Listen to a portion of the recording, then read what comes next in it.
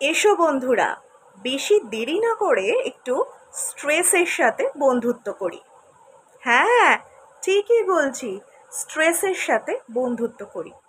আরে দাঁড়াও, চলে যেও না। কি ভাবছো আমি তোমাদের স্ট্রেসের সাথে বন্ধুত্ব করতে কেন বলছি? স্ট্রেস মানেই তো নেগেটিভ থিং, স্ট্রেস মানেই তো এক গাদা চিন্তার ভিড় মাথার মধ্যে, স্ট্রেস মানেই তো কষ্ট, স্ট্রেস মানেই তো অসহনীয় যন্ত্রণা, তাই তো?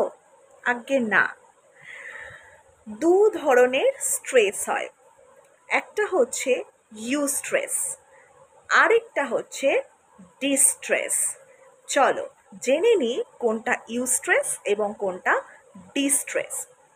ধরো কাল তোমার পরীক্ষা। আজকে তুমি মনে করছো ঠিক আছে, কাল আমার পরীক্ষা, আমাকে একটু পড়তে বসতে হবে, আমি পড়াগুলো একবার সুন্দর করে দেখে নিই। আমি পড়াগুলো সুন্দর করে একবার দেখে নিলে, একবার পড়াগুলো মনে করে নিলেই কালকে পরীক্ষায় আমি খুব ভালোভাবে লিখতে পারবো। এটা হচ্ছে ইউস্ট্রেস। যেন তো, ইউস্ট্রেস যদি না থাকতো তাহলে আমরা আমাদের প্রত্যেকটা কাজে ভীষণ বেশি ক্যাজুয়াল হয়ে যেতাম। তার ফলে কি হতো, আমাদের যে পারফরমেন্স সেটা কিন্তু নিচে নেমে আসতো। তাই ইউস্ট্রেস থাকা ভালো। ইউস্ট্রেস হচ্ছে মিনিমাম লেভেল অফ স্ট্রেস, যেটা পজিটিভ, যেটা আমাদের কোনো একটা কাজ করতে মিনিমাম মোটিভেশনটুকু দেয়। মোটিভেশন যদি নাও বলো, এই ওয়ার্ডটাও যদি না ইউজ করো, তাহলে এরকমভাবেও বলতে পারো কোনো একটা পার্টিকুলার কাজ করতে মিনিমাম আমাদের ইউস্ট্রেসটা লাগে।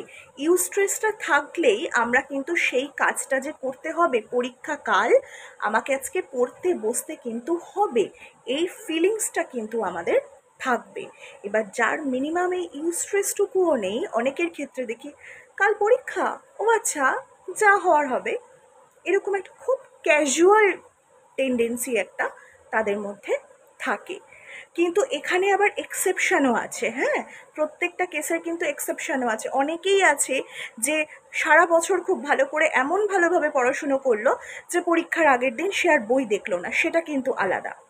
আমি এটা বলতে চাইছি যে ধরো কাল তোমার পরীক্ষা, তোমার মোটামুটি একটা প্রিপারেশন রয়েছে, তো পরীক্ষার কালকে যে তোমার পরীক্ষা, তো পরীক্ষার আগের দিন একবার পড়াটা ফাইনাল দেখে নিতে হবে, সেই যে ইচ্ছেটা, সেটাই আসে ইউস্ট্রেস থেকে, এটা পজিটিভ।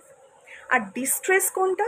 ডিস্ট্রেস হচ্ছে ওরে বাবারে, কাল আমার পরীক্ষা, কি হবে কি হবে, আমি কি কিছু পারবো, আমি মনে হয় কিছু লিখতে পারবো না, যত পড়ছি তত ভুলে যাচ্ছি, কি হবে, ও কালকে পরীক্ষায় কিছু লিখতে না পারলে আমার জীবনটাই বৃথা। এটা হচ্ছে ডিস্ট্রেস, এটা ক্ষতির কারণ। এই ডিস্ট্রেস, অ্যাংজাইটি, এগুলো কিন্তু একে অপরের সাথে একদম কানেক্টেড।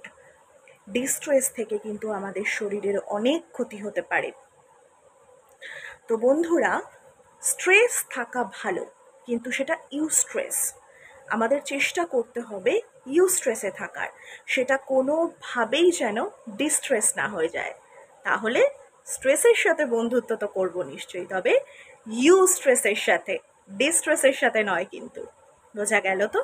আচ্ছা, আমি আমার নেক্সট ভিডিওগুলোতে আসবো কিভাবে আমরা স্ট্রেসকে একটু কন্ট্রোল করব। তোমরা সবাই কিন্তু সঙ্গে থেকো, ভালো থেকো সকলে।